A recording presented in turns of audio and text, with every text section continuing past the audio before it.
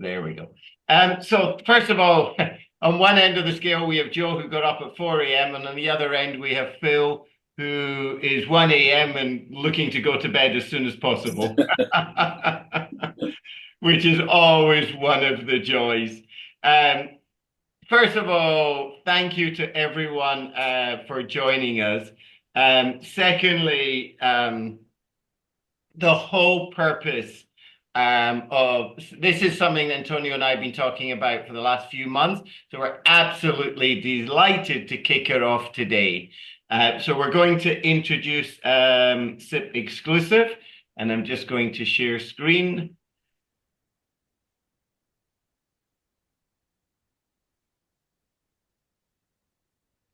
Here we go.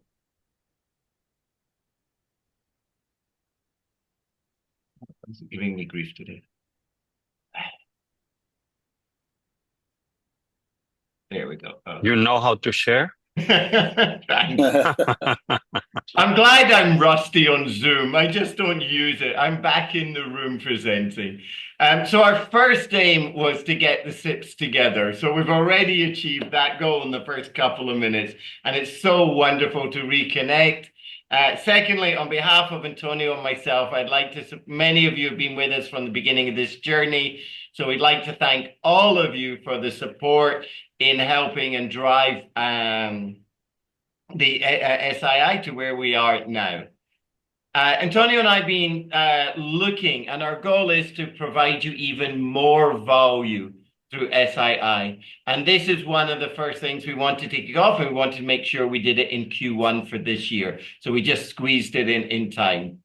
And Antonio, thanks, because I know you're with a client all day and you're at the airport. So thank you for making sure we got it this quarter. We've called it SIP Exclusive. The name speaks for itself, but the subtitle is Thought Leadership Discussions. So it's with absolute delight that we lift off and thanks, Antonio. We lift off and we're able to kick off the SIP Exclusive. So what is it? What's the difference between the monthly meetings and SIP Exclusive? What we're going to have today, we'll spend just a few minutes setting it up, but the focus of these meetings are thought leadership discussions.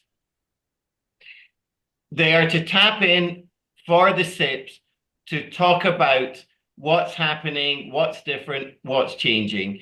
And because we called them thought leadership discussions, Tony and I were brainstorming. We thought, okay, well, let's kick off with leadership. So we're going to talk about that in a few minutes. Secondly, they're not every quarter or every month.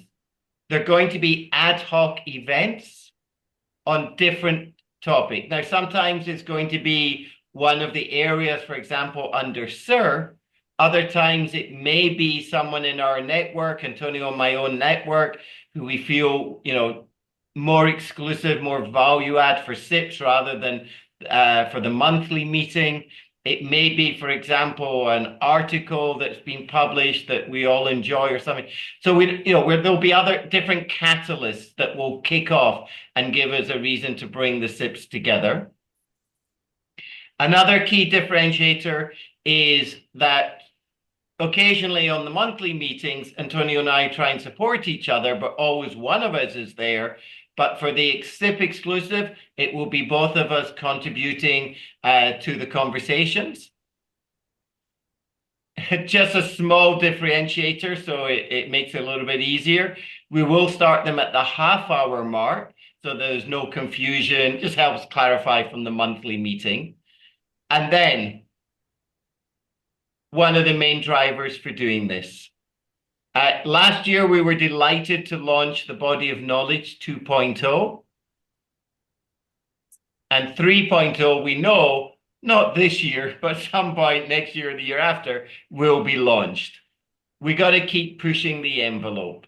We all know the changes, this year, AI agents, compound AI. There's so much going on around that's impacting the way we do implementation.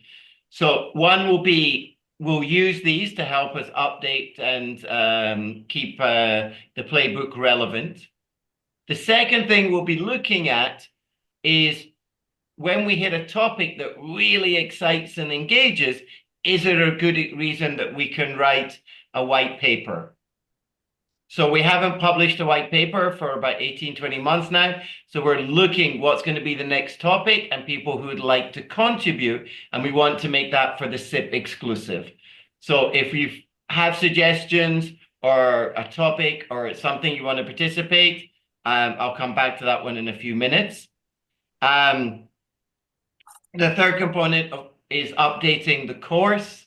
Antonio and I spent the holidays, the Christmas holiday period, updating, keeping it relevant, changing links, changing videos, changing articles, materials, so that it continues to stay relevant. So that will help us feed into that as well. And then not only white papers, but we're also looking to publish so we become more of a body of knowledge and expertise. So where there's an opportunity, we're also going to look for articles, and that may come from yourselves, it may come from co-author with Antonio or myself or both of us. We're open to all suggestions. So let me pause on the first screen and ask for reactions or comments. And see if there's anything we missed or anything you'd like added. I think it's a good game plan, Robin. I'm certainly keeping a constant stream of information exchange and an opportunity to produce articles is always good. Okay, thank you, Joe. Yeah, same here. I feel it's a good initiative and gives room for us to co-create and get more involved. So it's a good idea, Bill and Antonio and Robert. Okay, so I'm Thank you. delighted to hear you say that, because one of the things we'd love to do is get yourselves more involved in terms of articles and contributions. So that'd be fantastic. Antonio, can you mute mute everyone for me, if you don't mind? Yeah, let me check. Thanks. We're rapidly coming up to celebrate 5 years, which has gone so fast. And this year especially, we're doubling down in some key areas, which I'll cover very quickly. We're rapidly also approaching 200 SIPs. This year, we have a couple of I'm just going to do a very quick update from the last monthly meeting of two things. We're just working with a new partner right now who we're going to work with for the marketing on a global basis. And we had another call beginning of this week, and we should be in the final stages of just signing the contract with them. So we're looking to increase the growth by at least 3 or 4-fold, and that's coming into play. The other thing, just to put on your radar, is we won't be doing a virtual conference this year. We're looking at the possibility of Q1 or Q2 in 2026 of having a physical conference. Most likely either Europe or the Middle East are the most likely locations in terms of looking at the geography of the members. So just a quick heads up on that, as some of you, missed the last month's meeting. So just a quick update on that. Tony, anything to add on that? No, I think it's amazing. I'm looking forward. I think there's the good thing. I think is that the SIP there's no competition. There is courses and certifications on other topics, AI, but we still keep being like the only one at this level. So I think that's really good news, and there's that potential to scale it, so that people recognize it more widely. So, no, it's going to be an exciting year. For sure. And hopefully we'll get to meet you all in person if we're able to do the conference. So here we go. The topic for today is leading an implementation or implementation leadership. It's talking about the challenges that leaders are facing today. And Antonio and I have both put together our own perspective, which is different. So, we agree to disagree. So we're going to just present a couple of slides very quickly on what the challenges are. But the first thing I'm going to ask you to do is if you can scan the QR code, we're just going to show you a word cloud of what you think are the biggest leadership challenges in strategy implementation today. Okay. So it's using Mentimeter.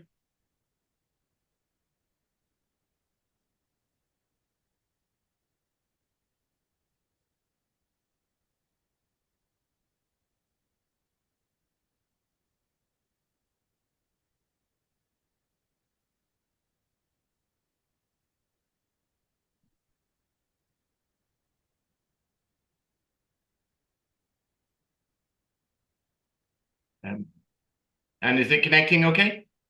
Yeah, there we go. Okay, we're off.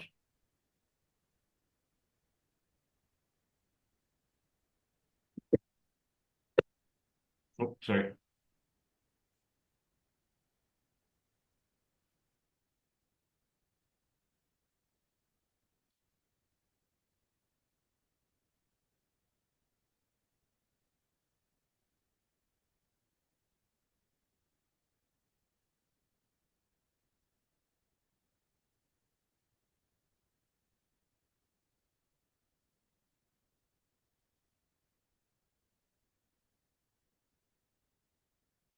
Yeah, just happened. There we go. Okay. Antonio, you can see the word cloud? Yeah, it's there. Right. Sometimes when I drag over, it doesn't always copy. There we go. Okay. So so what's changing? What are the biggest challenges for leadership in implementation? Let's see if we can see any consistency. So expectations, executive awareness, interesting one. Cascading goals, lack of follow through, coherence, priorities, unyielding culture, resistance to change, executive awareness. We got not crafting, complacency, execution. Okay, interesting. I mean, actually, I'll hold off. Your own reactions and comments. Everyone, anyone? I put a vote against courage. I think that this is lacking across the board. And Lauren, and hi, great to see you today. Hi. When you say courage, the courage to do what? From what to what? Can you give me an example? What I see in my organization so I put priorities, but what I think some of that challenge around priorities, if I get to the root of it, it's the courage to take a decision for fear that it'll be the wrong one. I think everyone's waiting for the perfect data. But if you think back to 10, 20 years ago, we used to just take decisions and 80% of the time they would be right. And then we would get on with it, you know? Okay. So you're actually seeing people take longer to make decisions with data Yes. rather than faster? With more data becomes and more dependencies. So it's almost like this information overload where the more information you have, the longer it takes Oh, to wow. make the call. That's very interesting. I'll give you a contrast. I was with one of the, well, I can tell you it is because it's a good story. I was with Bosch, the German company in Singapore at their regional office on Monday, and they were sharing with me how the the the region at the regional level, all they will do is they'll bring the dashboard of performance and results up. There are no PowerPoints in the room. They will use the dashboard, and within the meeting, they will make the decisions, read the data, make the decisions, and move on. So It's my dream. yeah, okay. Okay. Thank you, Lauren. Any other reactions or comments? I put a vote for execution because I find, and that's also related to the second item that put on the skills. Like at the execution level, the time frame that you have for a new thing coming in is shortening. Like if you have a new, given the technology changes or given the new fads that are there, say industry wide, so very quickly you move from one, say, thing which is in fashion to the other one. So you don't get enough time to execute or see the results of it. Yeah, and I know Antonio's going to say a few words about that. I don't know if you want to jump in now, Antonio, or save it for later. I'll save it for later. Good point. Okay. We'll come in. Yeah. All right. Interesting. I mean, courage is and data, I fully agree, Lauren, is a different one. I think when you look at them, though, the question is, so what's really different for leaders? I mean, if we'd done this 2 years ago or 4 years ago, how much would be different? And I'll leave that as a, just the first question for now. Going back, so moving us forward, I'm going to spend about just 6 or 7 minutes sharing my perspective on what's happened for implementation and leadership. And I just want to preempt this by saying I am not a leadership specialist, but within the work I do, it's involving that this area I cover with it. So I'm going to share just 3 or 4 slides very quickly, and then I'll hand it over to Antonio. Then we'll discuss where we see leadership going within implementation.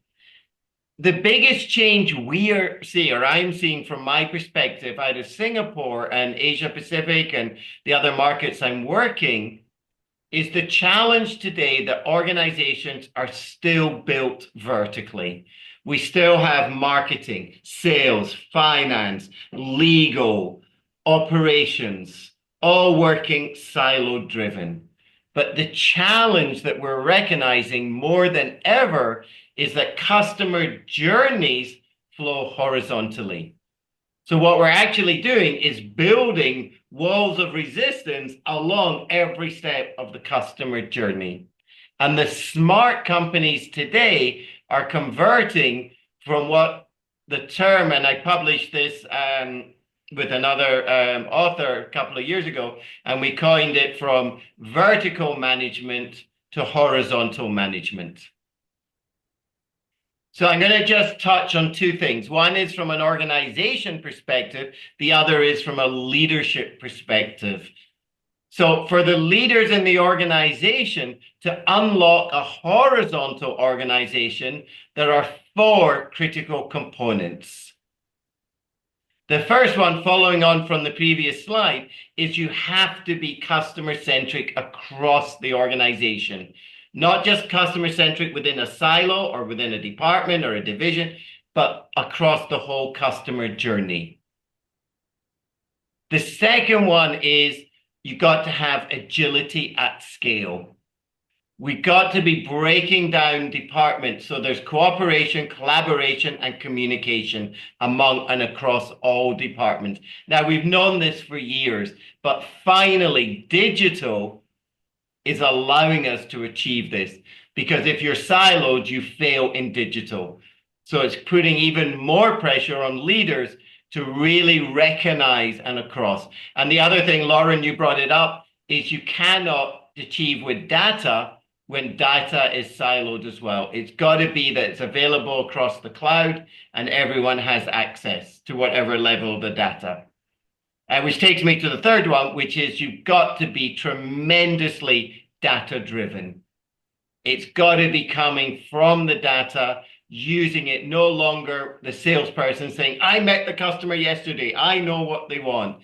It's got to be statistically shown. We've got to be translating the data into the business. And the fourth area is empowered employees.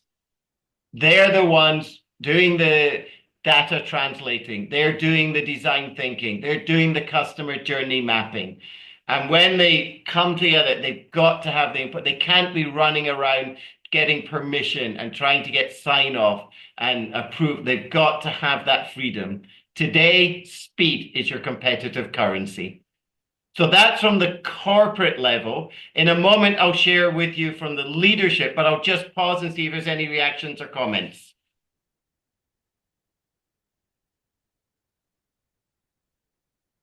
I don't want to be the only one to talk, but sorry.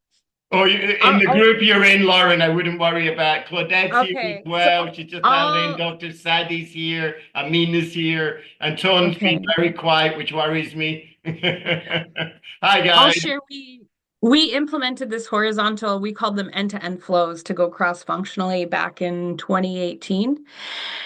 Implementing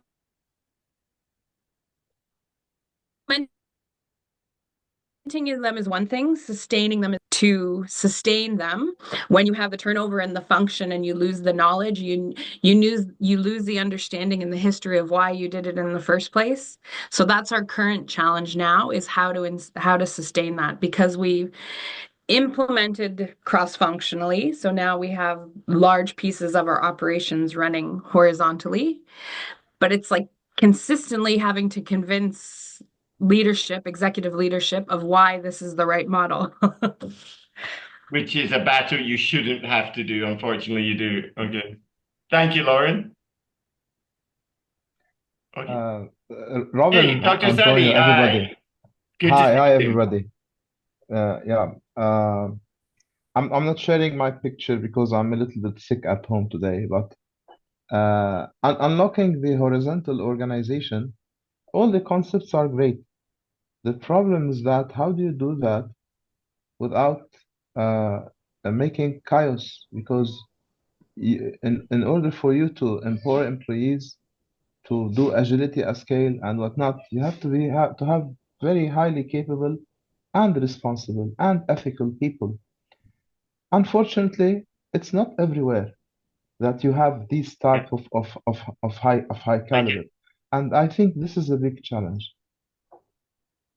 Yeah, and I agree with you. And it's we all know it stems from the top. It's got to be top-down driven and effectively. Okay. I'm going to go forward because I don't want to steal Antonio's time, and I just looked at how fast this call's going. So leaders are recognizing they've got to change themselves. Okay. So just to clarify, vertical management or vertical leadership is managing what we call managing the business upwards. This is what we all do. You're running to meetings, you're seeking budgets, you're giving permission, you've got to be in control, know what's happening, multiple levels of approval. These are all bureaucracy and barriers to allowing us to respond faster, quicker, and better to our customers. So my last slide that I'm going to share is for the individual leaders, typically in vertical leadership or management, it's interchangeable. They're used to controlling everything. They're the first to speak in meetings. They give permission. They know it all. They've been promoted because they know it. They penalize failures. They see failures as a cost. Intuition is the key factor for making decisions, and the loudest voice wins. And they focus internally about what's best for us. In horizontal leadership, the difference in the leading companies we're seeing, the difference is they're using the agile method of check-ins, which are forward-looking, not backward-looking, not micromanaging, but supporting to ensure that people have the right resources, help them remove barriers and processes, for example. They've gone from a know-it-all to a learn-it-all. So they recognize that as a leader, they have to go back to school. The leader today is the one who doesn't know it, but who gets promoted because they ask the right questions. So they become more inquisitive. They build a culture of psychological safety, the work that Amy Emerson has done so well on creating a culture of safety. They recognize to innovate, you have to you have to experiment, and to experiment, you have to fail. So failures are opportunities. Penultimately, they combine both the data and the intuition to become tremendously data-driven. And finally, they start with the outside in. And this is critical. They do their journey mapping, they have the data, they track it, and they use it to make better, more customer-centric decisions.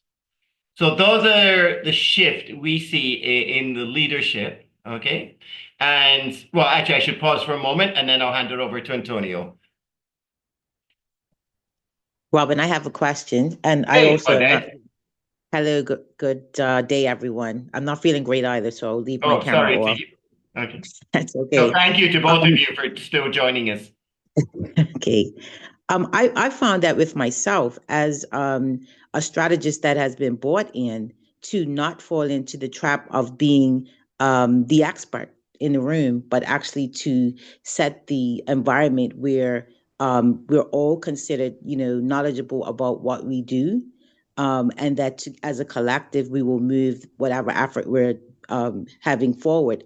And my previous career, people were used to me being the subject matter expert, and so it's difficult. And I'm in a small community, so I'm new, and it's difficult to make the transition. Hey, no, what do you think for that? They're kind of waiting for you to respond, and I'm waiting for you to respond. What do you know?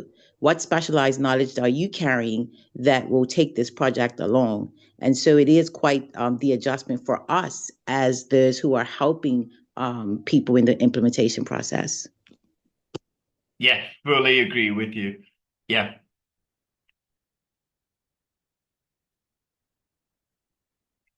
Okay, Claudette, thank you. Okay. So we wanted to give you contrasting perspectives, Asia versus Europe, Antonio. Hmm. Okay, so maybe you've seen this slide before, but just wanted to share somehow is becoming more and more real, especially with the acceleration on AI and all these new technologies. If you remember, businesses have these two sides, the operations, the running of the business and the changing. Many years ago, running was core and the centerpiece, and that's the hierarchical structures and what Robin was saying, top down, vertical. But because we become so efficient and all these systems that you see, the SAP and Six Sigma and so on, a few years ago, there was this situation where almost everyone in the company had a job in the blue part and also a job in the red one, right? They were asked two things: to work on the day-to-day and also work on the change. And some people are used to that, but that's marginal. It's just us. It's maybe 5% or maybe less. I was with the largest French telecom provider and with the CEO and discussing these matters. And so this was like yesterday. If you go to the next slide, please. Yep. Robin. Then you look at just click again. There's a couple of things there. Yeah, perfect. So if you look at we're all hype around AI, but AI is just one new technology. There will be new things coming into the picture, metaverse and digital twins, and whoever knows what's coming next. And this just goes faster and faster and faster. So I don't think organizations have the ability to adjust to all these technologies, right? So it's impossible. I think they're struggling with AI. Nobody really knows how to embrace AI. That was the discussion I'm having also with L'Oreal and so on. So it's just faster and faster and faster. And you take to the next slide, please, Robin. And then you come to the situation where operations are almost disappearing. The day-to-day is being taken over by robots, AI. And this is not happening a little bit every year. This happens drastically within 2-3 months when robots will be smart enough to take over HR and other functions. There won't be much operations, right? Today in a bank, you see more IT people than bankers, right? So because the knowledge on banking is done by machines, and we don't need to go to the bank anymore. So what does it mean for your company? Your core thing is done by AI. What are you going to be doing? So that's the big challenge I see is how can companies adapt to constant change without losing their identity? How can leaders transition for a world that was 60-70% operations, 30% change to a world where operations is maybe 20% and 80% is change, transformation, projects, agile at scale, and all this. So that's, I think, really, really the key of the matter is pointing on what Robin is saying. Obviously, we need to change leadership very drastically, and some people tell me this chart is wrong because the blue line should go to the bottom. There should be no one working in operations. We should extreme operate.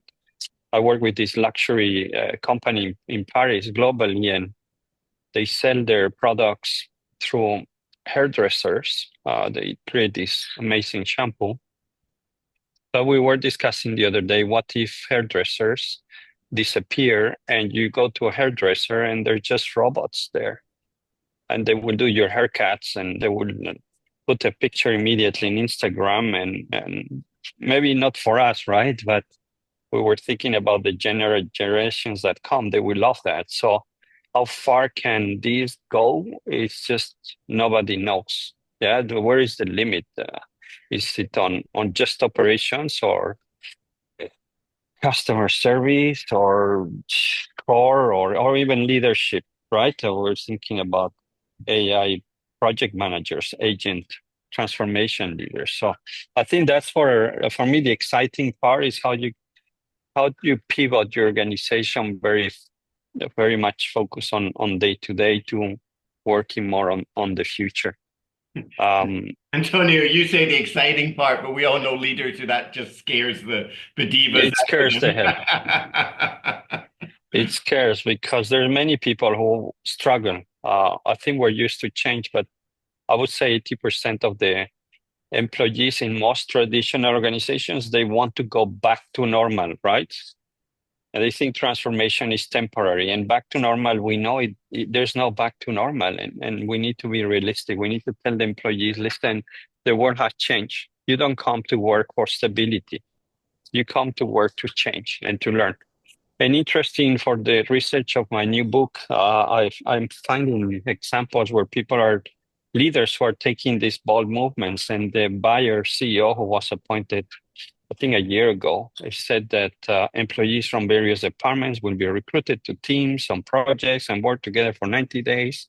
Then workers group differently. It's a bit like the agile scale, but a bit higher level, a bit longer. But in the end, he says in coming years, Valle will operate 5,000 to 600 self-directed teams. So it's going into that direction. You have the higher case study with micro enterprises. So everybody's a bit of an entrepreneur.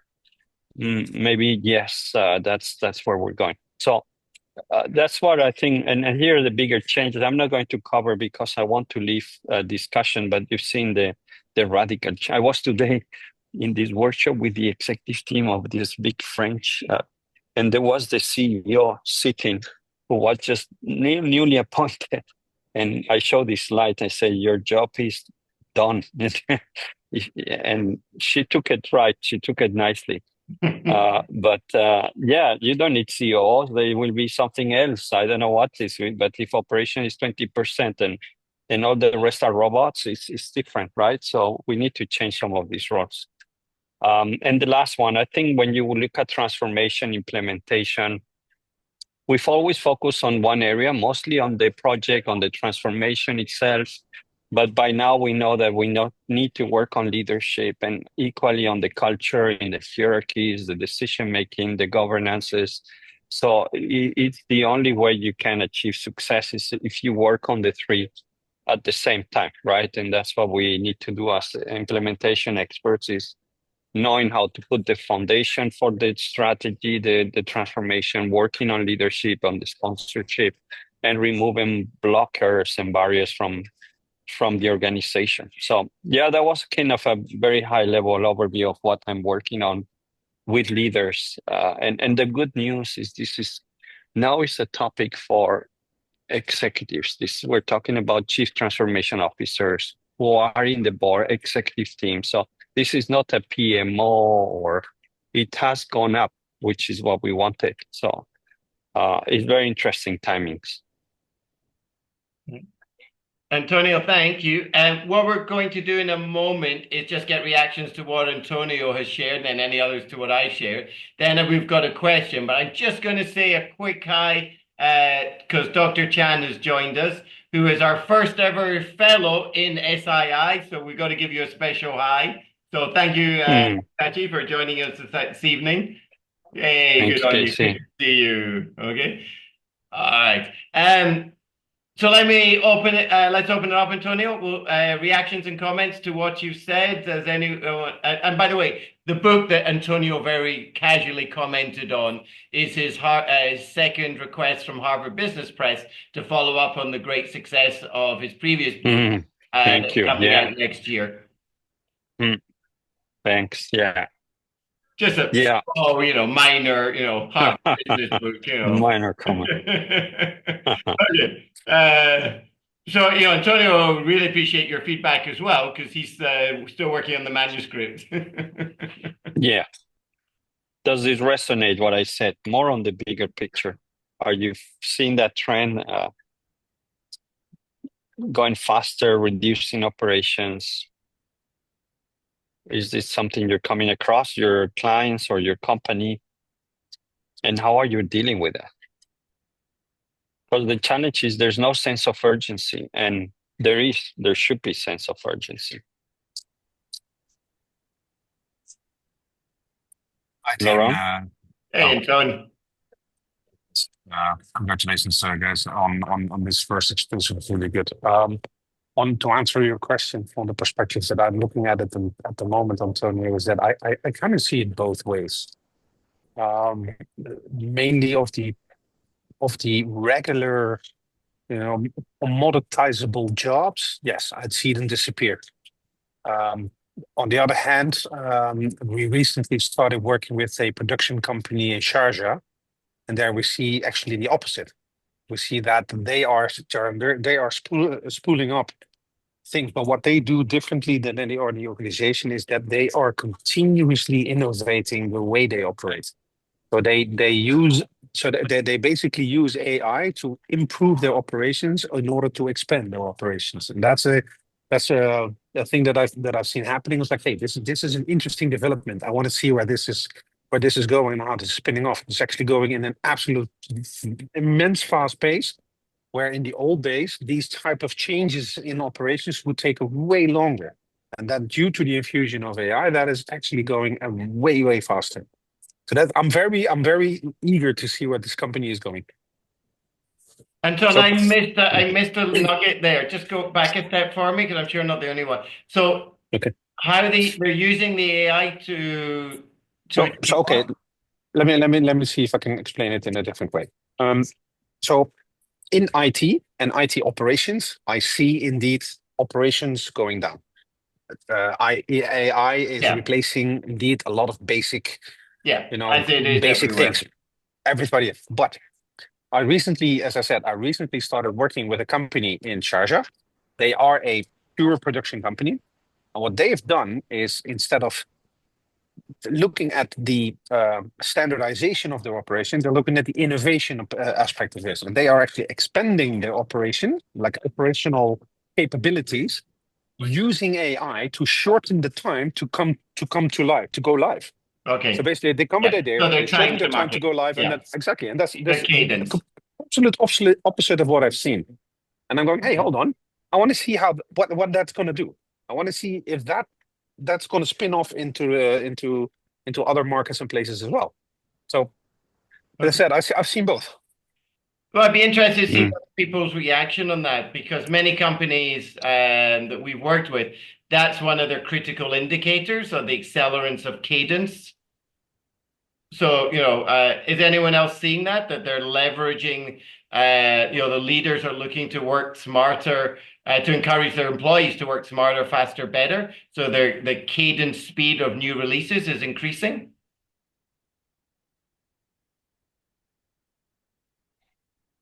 We do it through incentives. This is SIP exclusive. None of you are shy. We know all of you. Come on. We do this through incentives. You, so when Lauren. we look at our back office operations, because now I'm into the world of global business services. It's like in our internal BPO. Yeah. The incentive is there for people to automate themselves out of a job because it will lead them to a better job. And it seems to work quite well for us. Where we're getting to the Interesting. problem now, and maybe because we're like 5, 6 years into it, is that now because we had a medium level of standardization across, now we have a lot of automated processes that we need to now consolidate again. So it's like we seem to go through these growths where we make a bunch of progress and then we have to regroup, and then we make more progress and we regroup again. So I don't know if anyone else sort of experiences that. It's a very inconsistent speed.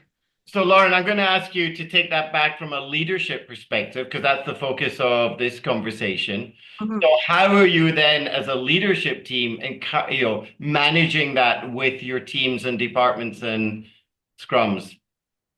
So using the incentive model that we set up, it got us to a great point that we are today, but now we're realizing that that model needs to change because you get to the point where you want, and then if you don't adapt, then it starts to drive the wrong behavior. So now we're looking at again of how do we get back to standardization? And it means from a leadership perspective, we need to be more flexible in terms of how we implement the metrics and KPIs, and where we just let people go and see what happens, and where we try to have some control. I thought that was an oxymoron, leadership being flexible. It is. It is. It is. This is why we end up in the same situation every 5 or Okay, 6 fine. years. Claudette, sorry, you've been very patient. That's okay. First, Robin and Antonia, thank you for this forum and this important discussion, because you're spot on in terms of, this is where we are. This is where we're at. And I would have to say to your question, Robin, no, I'm not seeing that. I'm not seeing where AI is accelerating. The cadence, is that the word you The use? cadence, yeah. Yeah, I'm not seeing that. In fact, what I'm seeing, and I think I had my first multi-billion-dollar client, and for some reason I thought it would be different from the charities that I work with. But I see a great reluctance and almost a distrust in AI at this moment. Even though I use it, I use it a lot as I bring it into the projects that I do. There doesn't seem to be as great of an acceptance of um, the validity, or at least people are not admitting that they are using AI to the extent that I think it could be used and save a lot of time. So you become the advocate for that, and you also start to train and teach people how to use it to save time. But that's and it may be just the age group. I don't think no, that's not true. I was going to say, because I'm working with people mostly in their 50s, but no, I'm working with younger folks as well. But I am not seeing that accelerate things. I think eventually it's going to come as people get exposed to the idea that AI will assist. But right now, there's still, at least in Bermuda, where I'm working, in the areas I'm working, there's a distrust about it. Okay, so maybe I can pick up on that. Joe, you've got a perspective from America. Phil is in New Zealand. Anton, Sharjah is just part of UAE, correct? If I heard, yeah. Okay, so we got a perspective from the Middle East. Joe, have you got a couple what you're seeing with the leaders you're working with from the stateside? And then Phil, if you don't mind sharing from New Zealand, so we can literally see a global perspective. Joe, you're on mute if you don't mind. Yeah, sure, Robin. I may be in America, but in our organization, all of my work is done offshore.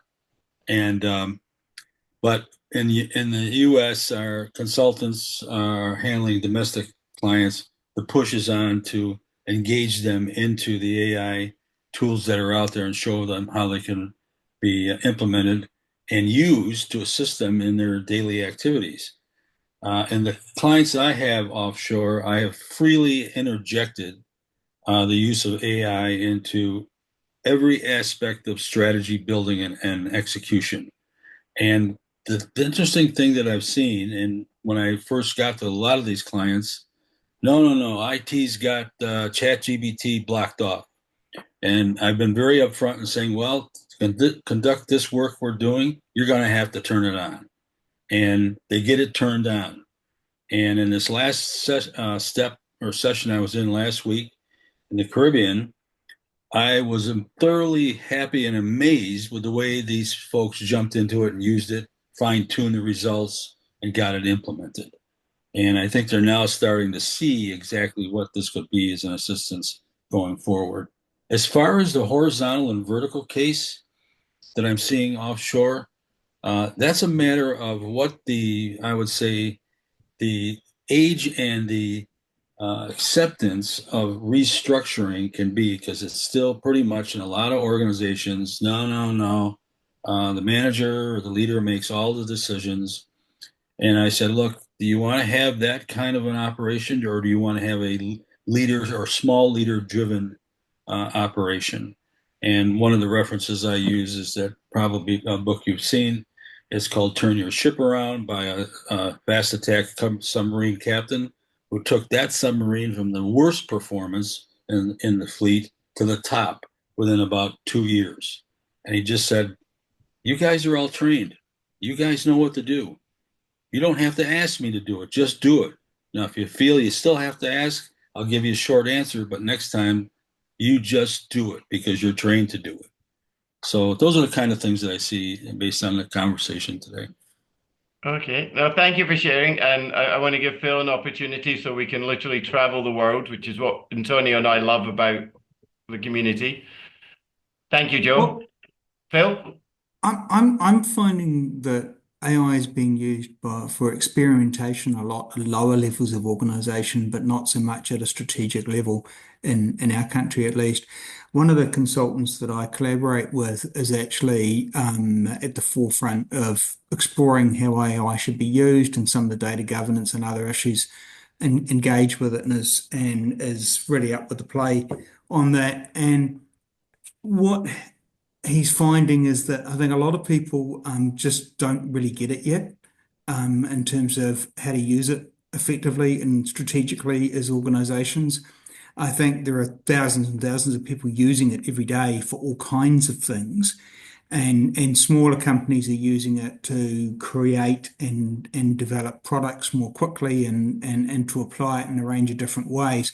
But I think larger organizations, in my country at least, just don't really get it at a strategic level at this stage. Wow. Okay. Thank you, Phil. A little bit surprised, but and you, and where are you based? Remind me. I'm from Pune, India. Yeah, I thought you were. So give us. I mean, I was just in Mumbai 2 weeks ago. So give me your perspective. What are you seeing from a leadership transition in India? Okay, so two parts to it. One is most of the projects that I work on is global in nature. So as an organization, what we have adopted is we are cautiously embracing AI. So like with all the ills that come with it, so we are a little cautious about it, opening the information, but at the same time, we are leveraging it to our benefit. Now, when it comes to India as such, say I was reading one of the reports. India, in terms of its adoption across the industries, is the highest across the world in terms of AI. So AI tools that are adopted in India are the highest across the world. Wow, I So didn't know that one.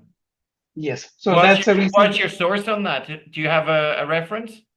Yeah, I have that. I don't remember whether it was from BCG or Bain, but I would I can dig it out. Okay, So that was from top consulting one. Okay. It was a PwC report, I know. Was it PwC, Anton? It was a PwC strategy and report. It came out, Okay. I think, I think 2 months ago. yeah. Yes. Okay, I so know. Antonio, we can ask Paul for it, Paul Leonard. We can get it from him. Antonio, I've got a reaction, but you want to go first? No, I think this is great. I think this is what we were looking without going into details. I think the topic was relevant and the feedback from everyone really adding to the conversation. I like the global perspective, and if we're working on writing something, this is really something very useful. So no, I want to leave it there. I think we're coming to the end. Yeah, I'll give a comment in that. I mean, I've been very lucky in Asia.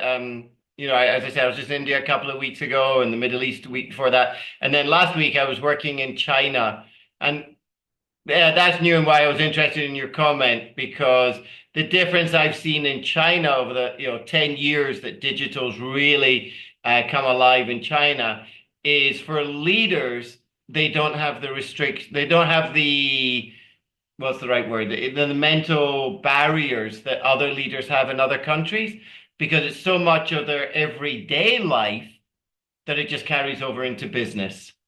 So that's one of the key differentiators for myself, that I see, in and out of visiting China, in that because it's become part of their ecosystem, their everyday personal life, it's integrated so easily into the business. And that's why I think for them, and I think that's why some countries we lag behind in a digital savviness. And then going back, Joe, to your comment about the Chat GPT, I know one of the big concerns is cybersecurity this year. And last year, they reported over 11% of information loaded onto Chat GPT was private information that shouldn't have been available. So that's one of the balancing acts. So I know there's a lot of leading companies are building their own Chat GPT versions. Okay. We've got a few minutes left. Antonio and I want to get your inputs. First of all, again, we'd like to thank everyone for the launch of SIP Exclusive, but we want to hear from you. And our last question is going to be, how can we continue to add value in this SIP Exclusive? And I know some of you joined a little bit late, so I'll just highlight again. These are ad hoc meetings where there's a subject that we really want to have a high-level discussion on that maybe will contribute to updating the body of knowledge or create a white paper or an article. So in the last couple of minutes we have, we'd love to hear your inputs about what Antonio and I can do and SIA to continue to give you value in recognition of all of you, and congratulations in being that SIP community. So let's open it up. From my end, Robin, I think it might be a good idea. So probably just to throw it in. So if there is a specific topic you want to discuss, I would love to have like a few days before knowing what the topic is and what kind of direction you're looking for, so that I can do some research and form an opinion, so that I can contribute and add value to it. Okay. Yeah, absolutely. That we will do. Done. Yeah, I think the more we talk as experts in this field, I think the more knowledge that gets transferred and utilized around the world. So I think that's great, Robert. Okay. Thanks, Joe. Okay. So, you know our emails, you know where we are. Please do let us know. Anton, there's a chance that you asked me to let you know, the chance it might be in Q8 in about May, I think. Yeah, mid-May. I'll let you know if it comes through, if I'm coming through Dubai. Let me know. Okay. Yeah. Will be nice. If you fly via Riyadh also, because I'm in both. Okay. Robin, I did put in the chat that I find the international perspectives on various topics to be tremendously helpful in this forum. Yeah, thank you, Claudette. It's what I love as well. I fully agree with you. And then just what, Joe, you were sharing last month's meeting, the monthly meeting, we actually talked about how AI is impacting strategy. And we talked about the different ways we're now able to work smarter, better, quicker. And I'll leave it on a note from my side before I hand over to Antonio. Today, when I go into a client, I go to ChatGPT, the paid version, and I ask what the company's strategy is. Then I go into the organization and ask them what their strategy is, and it's 90%. So then I make the point that if everyone knows your strategy, that's not your differentiator, and we double down on the implementation. I'm curious the conversation when it doesn't align. The ChatGPT says this, and the company says, no, it's not. It happened with Starbucks last week. They had an hallucination that Brian is not the CEO. Well, I think they're still figuring it out here in the Middle East. Antonio, final word. I'm going to shut up. Thank you. No, great meeting you. I want to finish on time. Yeah, look forward to the next one. Maybe, we need to do the suggestions, but thank you, everyone. Good to see you all. And I have to say, it's not Robin, Antonio wants to finish on time because we're implementation specialists, because his flight's taking off in 20 I minutes. need to go back. It's absolutely Thank wonderful you. to connect everyone. We will try and look to do something in the next quarter, even though it's had talk, so we get that momentum in Q2. Okay. To all of you, to all our SIPs around the world, it's been a wonderful conversation. I will post the video on the YouTube website. Airport. Thank You you. probably are as well. One you. final thing, if you can make an introduction between all of us together, so that we can exchange our emails or WhatsApp or LinkedIn to know each other better, would be great. Dr. Sadi, I don't know if I can do that one. Antonio, I think Antonio's had to go. That one, I'm not. I appreciate why you're asking. I think people would have to agree. We'd have to set up an agreement on that one. Okay. So I'm not sure on that. So as much as I'd like to support you on that, I'm Maybe LinkedIn group, Robin, then people can decide. Yeah, well, we do have the LinkedIn group, the SII. Exactly. Yeah. Exactly. Okay. Oh, yeah. Okay. Yeah. Thanks. Yeah. Okay. So, Dr. Sadi, maybe if you've got something, you can post it on the LinkedIn, SII LinkedIn. Yeah. Sure. All right. Dr. Sadi, when are you in Riyadh? I'm next month in Riyadh. Next month in Riyadh. Let's meet up because I'll be here as well. Okay, I would like great. that. That would be nice. Okay, excellent. So Excellent. let's exchange some contact information. Good. I got you on LinkedIn, so I'll send it. Okay, great. Looking Mashallah. forward to see you. Bye. Okay. Bye, guys. Bye-bye. Stola, Bye. lovely to Thank see you. Dr. Sadi, Thank Joe, you. fantastic to see you. Prof. Chan, always a delight. Everyone, Thank you. signing Thank you. off. Bye-bye. Bye-bye. See you Bye. guys.